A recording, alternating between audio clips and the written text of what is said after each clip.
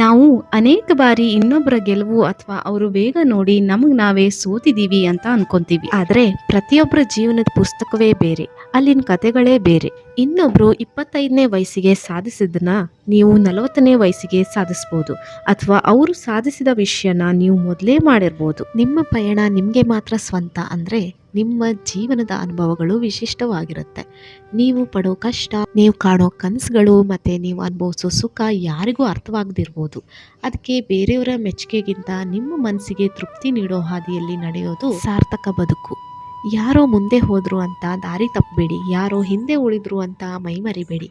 ನಿಮ್ಮ ಗುರಿ ನಿಮ್ಮದಾಗಿರಲಿ, ನಿಮ್ಮ ನಡಿಗೆ ನಿಮ್ಮದಾಗಿರಲಿ. 10 ಜನರ ನಡುವೆ ನೀವು ನೀವಾಗಿದ್ರೆ ಸಾಕು, ಈ ಸುಂದರ ಪಯಣಕ್ಕೊಂದು ಅರ್ಥ ಸಿಗೋದು.